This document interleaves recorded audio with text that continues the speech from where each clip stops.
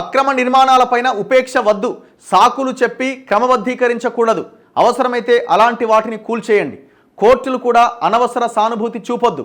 అతిక్రమణలు జరిగితే అధికారులకు జరిమానాలు, కంప్లీషన్ సర్టిఫికేట్ ఉంటేనే బ్యాంకు రుణాలు, ఆ పత్రం ఆధారంగానే కరెంటు నల్లా కనెక్షన్, నిబంధనలు పాటిస్తామని బిల్డర్లు హామీ ఇవ్వాలి. నిర్మాణ దశలపైన అధికారులు రికార్డు రాయాలి. ఇందులో ఏ ఒక్కటి ఉల్లంఘించినా కోర్టు ధిక్కరనే. సుప్రీంకోర్టు కీలక మార్గదర్శకాలు. సుప్రీంకోర్టు చాలా పగడ్బందీగా పక్కాగా ఉన్నది ఈ విషయంలో. ఎట్టి పరిస్థితుల్లో అక్రమ నిర్మాణాలను ఉపేక్షించే వీల్లేదని చెప్పింది. కాకపోతే ఒకవేళ కన్స్ట్రక్షన్ అయితే వాళ్ళకి నోటీస్ ఇవ్వండి, వాళ్ళ ఆన్సర్ చెప్పిన తర్వాత విన్న తర్వాత మాత్రమే చర్యలు తీసుకోండి అని చెప్పింది. అంతే తప్ప కూల్చొద్దనో లేకపోతే ఇంకేం చేయొద్దనో ఎక్కడా చెప్పలే. ఆక్రమణల విషయంలో ఎట్టి పరిస్థితుల్లో ఉపేక్షించొద్దని చెప్పింది. ఇంకా చెరువులను అయితే అసలు ఎట్టి పరిస్థితుల్లో ఉపేక్షించొద్దని చెప్పింది. అక్రమ నిర్మాణాల విషయంలో సుప్రీంకోర్టు కీలక తీర్పు వెలువరించింది.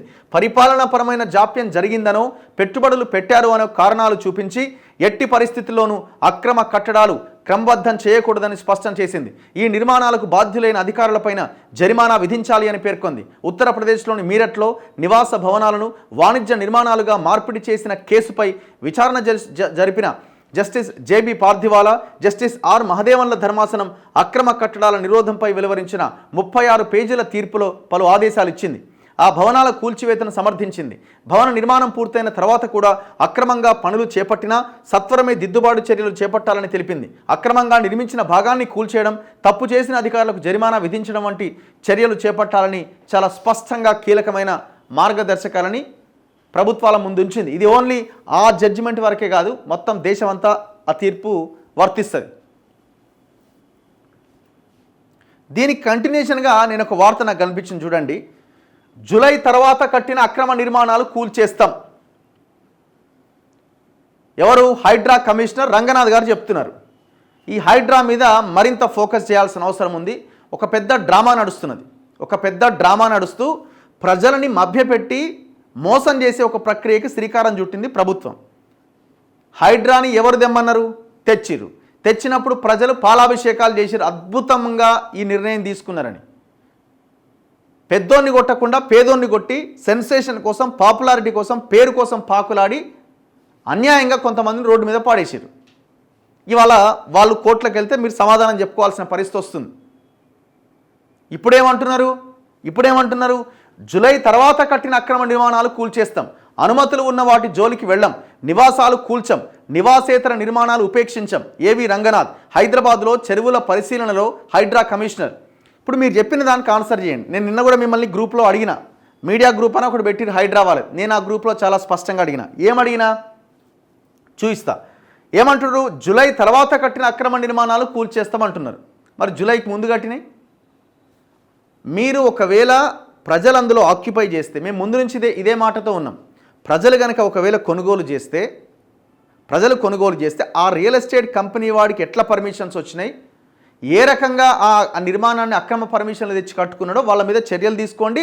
అవసరమైతే అది చెరువులో ఉంటే, పర్యావరణానికి ఇబ్బంది అవుతే, ప్రభుత్వ భూమికి ఇబ్బంది అవుతే ఆ రియల్ ఎస్టేట్ కంపెనీకి పెనాల్టీ వేసి రికవరీ చేయండి. వాళ్ళకి ఆల్టర్నేట్ చూపించండి అక్కడ ఉన్న ప్రజలకి. కానీ ఇది ఇప్పుడు జరిగే ప్రక్రియ, ఇది తర్వాత జరిగే ప్రక్రియ. కానీ ముందు జరగాల్సిన ప్రక్రియ ఏంది? ఏ అక్రమ నిర్మాణాలు అయితే జరుగుతున్నాయో వాటిని ఇమీడియట్గా 22A కింద నిషేధిత జాబితాలో పెట్టాలి. రైట్? అది గవర్నమెంట్ భూమి అయినా, చెరువు కబ్జా చేసినా, ఇంకోటి చేసినా. ఆ పని మీరు ఎందుకు చేయట్లేదు? జూలై తర్వాత ఉన్న వాటికే కూలుస్తాం. హైడ్రా ఆర్డినెన్స్ తీసుకొచ్చారు. హైడ్రా ఆర్డినెన్స్ గవర్నర్ సంతకం పెట్టిండు, అంటే చట్టరూపానికి వచ్చింది. ఏది? హైడ్రా 6 నెలల్లోపు అసెంబ్లీలో ప్రవేశపెట్టి దానికి ఓకే చేస్తే అసెంబ్లీ, అప్పుడు అది చట్టరూపంలోకి వెళ్తుంది. ఇప్పుడు ఆర్డినెన్స్ కూడా గవర్నర్ సంతకంతో చట్టంగా మారినట్టే మనం భావించాల్సి ఉంటుంది. మరి హైడ్రా ఆర్డినెన్స్లో జూలై తర్వాతనే చేస్తాం, ప్రజలు ఆక్యుపై చేయకపోతేనే చేస్తాం. ఏమైనా కండిషన్స్ ఉన్నాయా? క్లాజులు ఏమన్నా? రంగనాథ్ గారు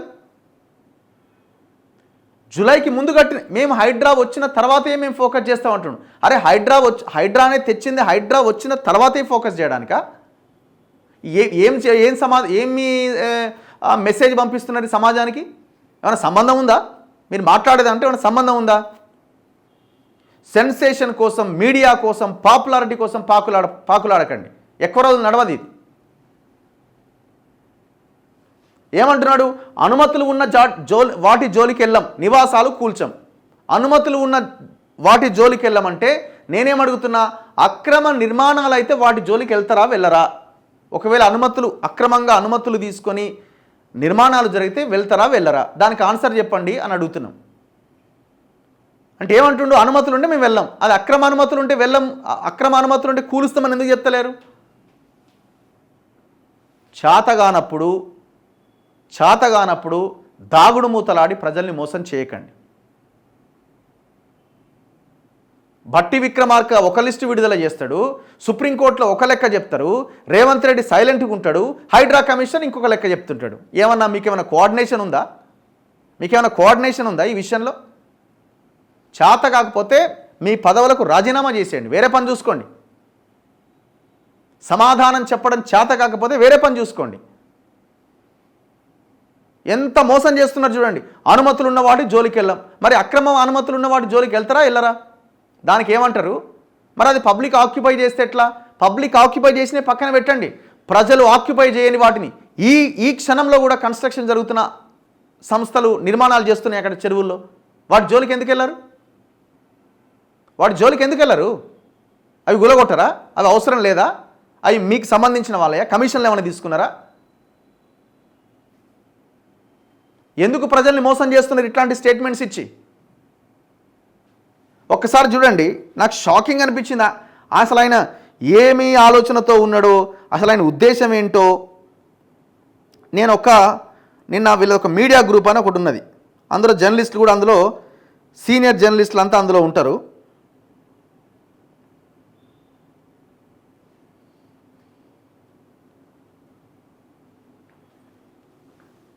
ఏం చెప్తున్నారు ఇందులో? ఇగో నేను నిన్న ఒక మెసేజ్ పెట్టిన, ఇది హైడ్రా మీడియా గ్రూప్. ఈ హైడ్రా మీడియా గ్రూప్లో జస్ట్ ఆస్కింగ్ అని ఒక మెసేజ్ పెట్టిన. ఏమని? అక్రమంగా అధికారులకు లంచాలు ఇచ్చి అనుమతులు పొందిన వాటిని కూలుస్తారా? అన్ని అనుమతులు ఉన్నాయని కూల్చకుండా వదిలేస్తారా? Straight question. దానికి ఏమంటున్నారు? Just asking. మళ్ళీ నన్ను అడుగుతున్నారు ఆయన. ఆ అక్రమ కట్టడాలు ఆర్ పర్మిషన్ ఇచ్చినటువంటి బిల్డింగ్స్ ఇప్పటికే అమ్మకం జరిపి ఉంటే రేపు హైడ్రా వాటిని కూలిస్తే మీ అభిప్రాయం ఏంటి అని అడుగుతున్నాడు. నేనేమన్నా దానికి అమ్మకాలు జరపనివి వాటిపైన ముందు ఫోకస్ చేసి జరుగుతున్న పనులు ఆపితే బాగుంటుందని నా అభిప్రాయం. ప్లీజ్ విజిట్ నార్సింగ్ 2 చెరువు సార్ అని పెట్టిన, ఒక ఎగ్జాంపుల్ పెట్టిన. ఒకసారి అక్కడికి వెళ్ళి రండి అని పెట్టిన. ఆక్యుపై కాలే, ప్రీలాంచ్ పేరుతో ఏమన్నా చేసి ఉండొచ్చు, అది కూడా నామినల్ అమౌంట్ కట్టి ఆక్యుపై ఏమైనా చేసి ఉండొచ్చేమో. పెద్ద కంపెనీ కదండి, 1000 కోట్ల ఇదున్న కంపెనీ కదా. ఈ ఒక్క ప్రాజెక్ట్ లేదు కదా, 10ల సంఖ్యలో ప్రాజెక్టులు ఉన్నాయి ఆ కంపెనీకి. ఆస్తులు జప్తు చేయండి, రెవెన్యూ రికవరీ యాక్ట్ లేదా? ఆ రేషన్ బియ్యమో లేకపోతే ఆ సిఎంఆర్ బియ్యమో పక్కదారి పడితే జిల్లాలో రెవెన్యూ రికవరీ యాక్ట్ ప్రయోగించలేరా ఆ సంస్థల మీద? ప్రయోగించి ఎవరైతే బాధితులు ఉన్నారో వాళ్ళకి డబ్బులు చెల్లించి ఆ నిర్మాణాన్ని కూల్చేయలేరా? చేత కదా. మరి దేనికి తెచ్చిరు హైడ్రా? మళ్ళీ రిటర్న్ క్వశ్చను, మీ అభిప్రాయం ఏంది? నేను అడిగిన క్వశ్చన్కి ఆన్సర్ ఏది? నేను అడుగుతున్నా, అమ్మకాలు జరపని వాటిపైన ముందు ఫోకస్ చేసి జరుగుతున్న పనులు ఫస్ట్ ఆపండి అని అడుగుతున్నా.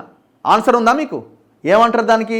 ఆన్సర్ లేదు. దానికి ఆన్సర్ లేకుండా ఏమంటున్నారు? వై ఓన్లీ నార్సింగ్ 2 చెరువు, వీఆర్ విజిటింగ్ మెనీ చెరువుస్ అట. లాఫింగ్ ఎమోజీ పెట్టిండి అక్కడ. నేను అడుగుతున్నది అమ్మకాలు, మీరు అన్నదాని లైన్లకే వస్తున్నాను నేను. అమ్మకాలు జరపనివి కన్స్ట్రక్షన్ అవుతున్న దాన్ని, ఆ కన్స్ట్రక్షన్స్ ఆపే దమ్ము ఉన్నదా మీకు అని అడుగుతున్నా. హైడ్రాకి చేతగానప్పుడు తప్పుకోమని చెప్తున్నా. ముఖ్యమంత్రిని అడుగుతున్నా నేను. దేనికి తీసుకొచ్చారు హైడ్రా? ఏంది డ్రామా? నేను అప్పుడు పెట్టిన just I give example sir అని. దానికి ఏమంటున్నారా ఆయన? Laws are applied with prospective effect and not with retrospective effect అట. We will prosecute officers giving wrong permissions after formation of Hydraa. అసలు ఈ ఆఫ్టర్ ఫార్మేషన్ ఏంది అని అడుగుతున్నా. ఈ ఆఫ్టర్ ఫార్మేషన్ ఆఫ్ హైడ్రా ఏంది? హైడ్రా వచ్చిన తర్వాత ఏంది? హైడ్రా వచ్చిన తర్వాత నిర్మించిన అక్రమ కట్టడాలు కూల్చేస్తామని ఆర్డినెన్స్లో ఉన్నదా? నేను చాలా క్లియర్గా, మేము ఎన్నో చెరువులు తిరిగినాం, 55 చెరువులు పోయిన ప్రభుత్వంలో ఉన్నప్పుడు కేటీఆర్ హెచ్ఎండిఏలో ఉన్న లేక్స్ని 55 చెరువులను సిఎస్ఆర్ కింద డెవలప్ చేయమని మాట్లాడుకొని వాళ్ళు కబ్జాలు చేయడానికి సహకరించిండు. ఆ 55 చెరువు మీరు అన్ని చెరువులు తిరిగిరు కదా, ఎన్ని చెరువుల కన్స్ట్రక్షన్స్ గులగొట్టిరు? ఎర్రకుంటలో ఉన్న కన్స్ట్రక్షన్స్ గులగొట్టిరు మీరు ఫస్ట్ 3 బ్లాకులని. భట్టి విక్రమార్క ప్రకటించిన లిస్టులో ఎర్రకుంట చెరువు ఎఫ్టీఏలో లేదని ఇచ్చిండు. మరి మీరెందుకు గులగొట్టిరు అవి? మరి వాటిని 4 సార్లు పోయిరు మీరు అక్కడికి తప్పును కప్పిపుచ్చుకోవడానికి. ఇది వాస్తవమా కాదా? కోర్టులో మీరు కేసు ఫేస్ చేస్తున్నారా లేదా? ఏం క్లారిటీ ఇస్తారు మీరు దీని గురించి? ఎందుకు జనాన్ని మోసం చేస్తున్నారు? ఆఫ్టర్ ఫార్మేషన్ ఆఫ్ హైడ్రా అని.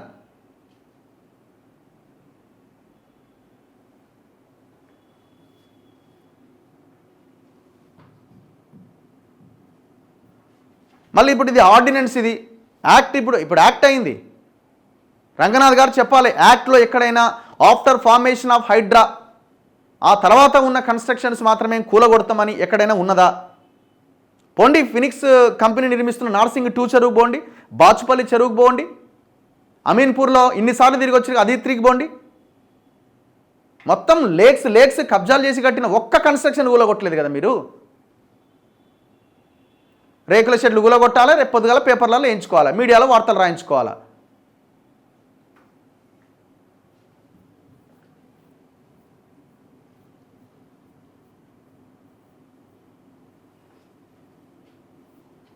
ఎందుకు వాటి దగ్గరికి పోతలేరు? మీరు కమిషన్లు తీసుకుంటున్నారా, లేకపోతే ప్రభుత్వం మిమ్మల్ని ఆపుతున్నదా? అది వాళ్ళు మన వాళ్ళే అని.